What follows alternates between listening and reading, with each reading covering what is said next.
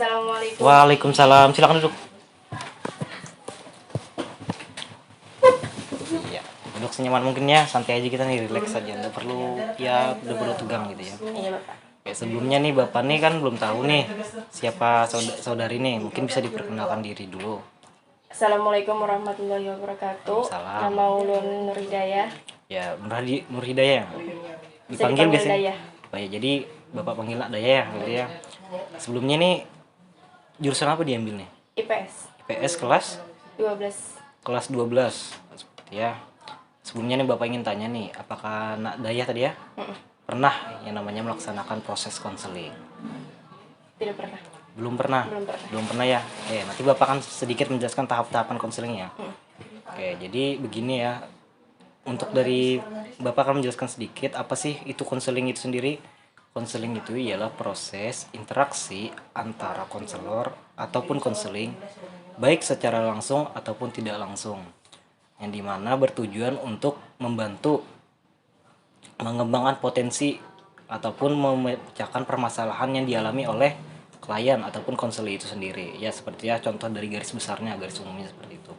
Sedangkan kalau untuk dari yang luar lingkup sekolah itu sendiri ialah proses pemberian bantuan nih Bapak contoh sebagai guru BK, pemberian bantuan kepada Nak Dayah tadi ya sebagai siswa gitu ya untuk membantu menyelesaikan permasalahan dialami oleh Nak Dayah tadi ya seperti itu. Dan juga di dalam sampai situ mungkin ada ditanyakan dulu masalah bimbingan konseling, tidak ada ya. Oke, selanjutnya Bapak akan menjelaskan nih sedikit juga apa aja sih yang ada kode etik ataupun asas-asas yang ada di dalam bimbingan konseling. Karena itu menyangkut proses konseling kita ya nanti ya. Oke, jadi yang pertama nih Bapak akan menjelaskan asas kerahasiaan. Jadi maksud asas kerahasiaan ini semua data ataupun keterangan nanti yang disampaikan Dayah nanti di dalam proses konseling Bapak akan menjamin kerahasiaannya. Tidak mungkin ada yang tahu. Karena Bapak akan menjamin entah itu teman-teman Dayah nanti ataupun orang-orang luar tidak akan tahu permasalahan nanti yang diceritakan Dayah. Jadi Dayah tidak perlu takut. Karena biasa ada tuh pasti orangnya tuh yang takut atau malu apabila masalahnya ini tersebar kemana-mana. Biasanya ada gitu kan? Ada. Nah jadi Dayah ini tidak perlu takut ya. Selanjutnya itu ya asas kesukarelaan. Jadi maksudnya di sini Bapak ini berharap nih dalam proses konseling nanti Nak Dayah ini sukarela ataupun ikhlas dalam menjalankan proses konseling ini ya, tanpa ada yang namanya keterpaksaan seperti itu ya.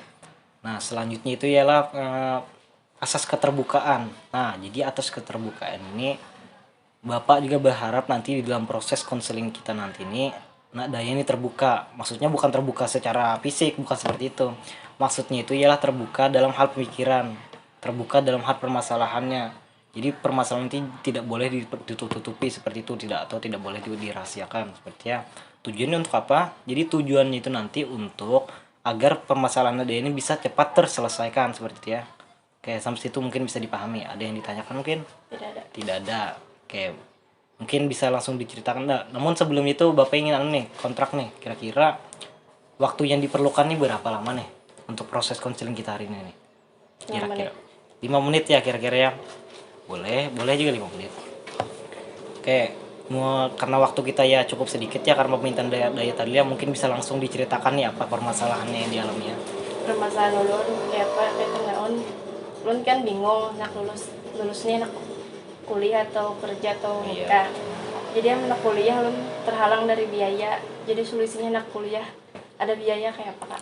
Oh, jadi Nak Dayah ini kan sudah kelas 3 sekarang, kelas 3 tadi ya? Nah kelas 3, namun Nak Dayah ini bingung setelah lulus nanti ingin kemana, ingin lanjut kuliah atau ingin kerja dan nikah sebagainya itu ya. Namun Nak Dayah lebih memilih ingin kuliah, namun terhalang oleh biaya seperti itu ya. Jadi untuk solusi dari Bapak itu sendiri ya sebenarnya kalau Nak Dayah sebenarnya sudah niat dari awal ingin bersungguh-sungguh, ingin setelah lulus nih ingin kuliah. Jadi mulai sekarang Nak Dayah itu kalau bisa menabung sedikit demi sedikit, karena ada pepatah tuh yang mengatakan sedikit demi sedikit lama-lama akan menjadi bukit seperti itu ya. Nggak apa-apa, boleh tertawa. Nah seperti itu ya. Jadi mulai sekarang tuh sedikit-sedikit aja nabungnya boleh. Nanti lama-lama pasti akan terkumpul semua uang Nak Dayah.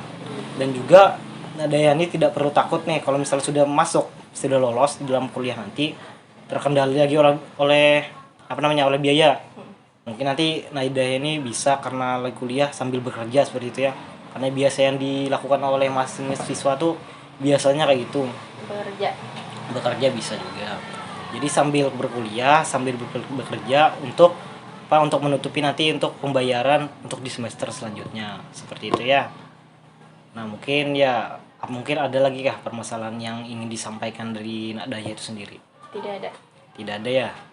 Jadi yang permasalahan tadi sudah clear ya, sudah cukup baik ya. Makasih kalah. Cukup iya. sini aja. Jadi cukup sampai sini. Ini sudah 5 menit ya?